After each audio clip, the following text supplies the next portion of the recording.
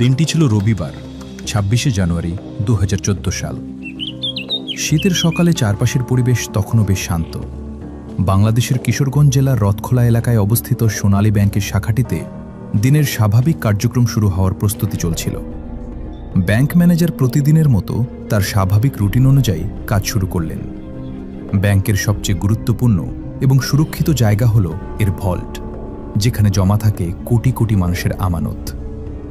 Manager সেই ভল্টের বিশাল ভারী লোহার দরজাটি খুললেন, কিন্তু দরজা খোলার পর ভেতরে পা রাখতেই তার সারা শরীর শিউরে উঠল। তার চোখের সামনে যা ঘটছিল তা কোনো সুস্থ মস্তিষ্কের মানুষের পক্ষে বিশ্বাস করা কঠিন।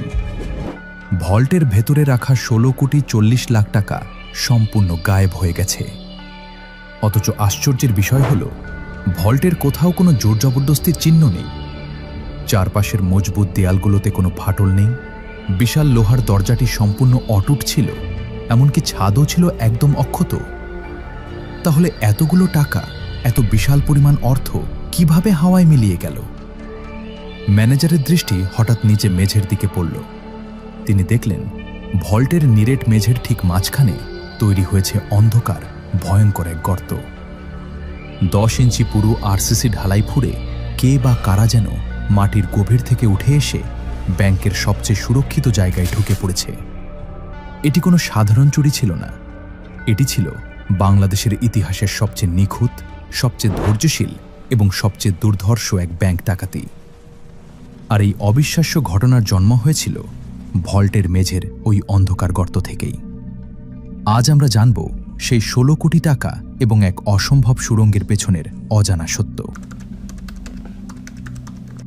এই অসাধারণ এবং নিখুঁত ডাকাতি কোনো এক রাতের আকস্মিক বা হঠকারী পরিকল্পনা ছিল না। এর বীজ বোনা হয়েছিল ঘটনার প্রায় ২ বছর আগে।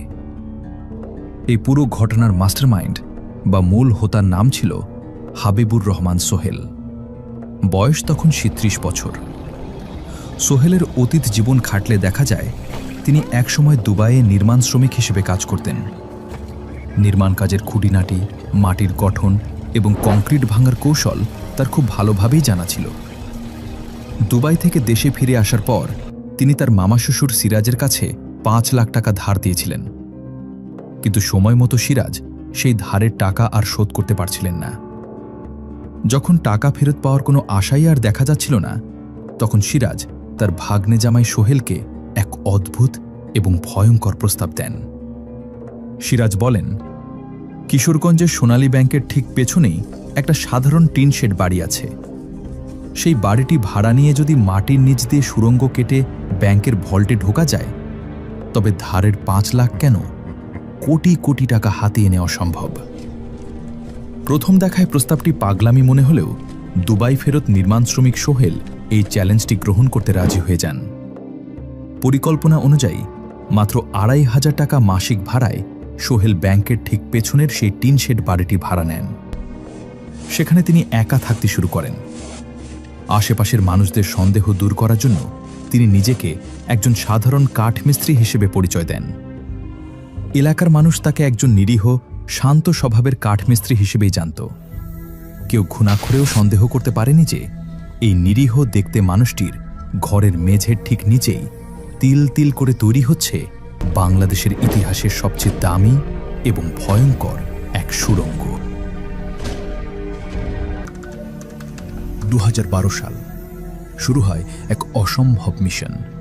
শুরু হয় মাটির নিচে সুড়ঙ্গ খোঁড়ার কাজ। এই কাজটি যতটা সহজ শোনাচ্ছে, বাস্তবে তা ছিল এক নরক যাত্রার সমান। কারণ সুড়ঙ্গটি ছিল মাত্র ২ থেকে ২.৫ ফুট চওড়া এবং প্রায় ৩০ ফুট লম্বা। একবার চিন্তা করে দেখুন, মাটির গভীর অন্ধকারে যেখানে বাতাসের কোনো অস্তিত্ব নেই, সেখানে ২ ফুট চওড়া একটি গর্তের ভেতর কাজ করা কতটা কষ্টকর। ভেতরে একজন মানুষের ঠিকমতো নড়াচড়া করার বা পাশ ফেরারও কোনো জায়গা ছিল না। ঘুটঘুটে অন্ধকার, প্রচণ্ড গরম আর অক্সিজেনের নিদারুণ অভাব। সুড়ঙ্গের ভেতরের প্রতিটা মুহূর্ত ছিল মৃত্যুর এক ভয়ঙ্কর ঝুঁকি। সামান্য মাটি ধসে পড়লেই জীবন্ত কবর হতে হতো সোহেলকে। কিন্তু টাকার নেশা এবং অসীম ধৈর্য তাকে থামতে দেয়নি।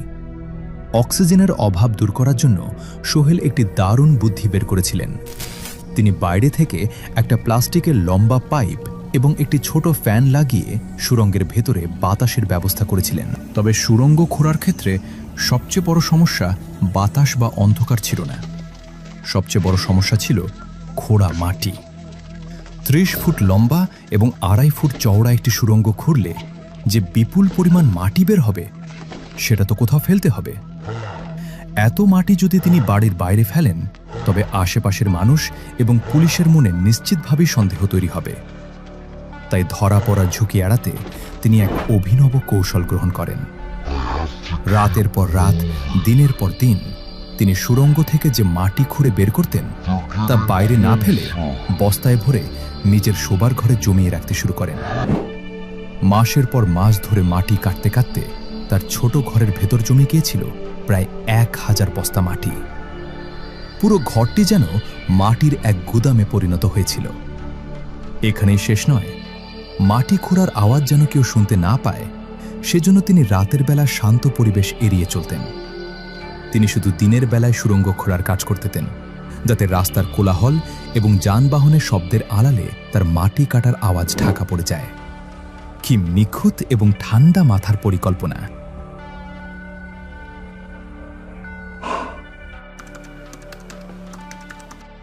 দুই বছরের একটানা অবিরাম খাটুনির পর সুড়ঙ্গ অবশেষে তার গন্তব্যে পৌঁছালে। মাটির নিচে প্রায় 30 ফুট পথ পাড়ি দিয়ে সুড়ঙ্গটি পৌঁছে গেল সোনালী ব্যাংকের মূল ভল্টের ঠিক নিচে। এই সময়টা ছিল সোহেলের জন্য সবচেয়ে বেশি উত্তেজনার এবং সবচেয়ে বেশি বিপদের। কখনো কখনো সুড়ঙ্গের একেবারে শেষ প্রান্তে বসে কাজ করতে করতে সোহেল স্পষ্ট শুনতে পেতেন ঠিক তার মাথার ওপরে ব্যাংকের পাহারাদার ভারী বুট জুতো পায়ে হেঁটে বেড়াচ্ছে। পাহারাদারের জুতোর খটখট শব্দ সরাসরি তার কানে এসে বাজত।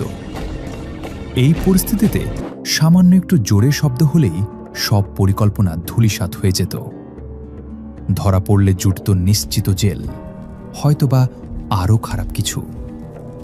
কিন্তু সবচেয়ে কঠিন চ্যালেঞ্জ তখনও বাকি ছিল। মাটির স্তর পার হওয়ার পর তাকে ভেদ করতে হবে ভল্টের নিরেট মেঝে।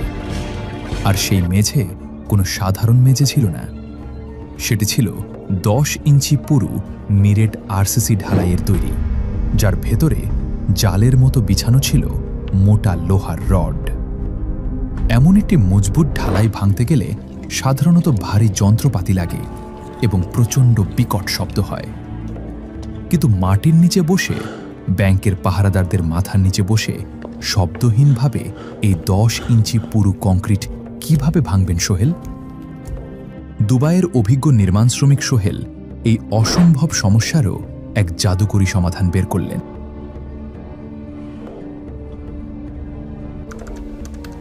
অবশেষে এলো সেই বহুকাঙ্ক্ষিত দিন, 24শে জানুয়ারি 2014।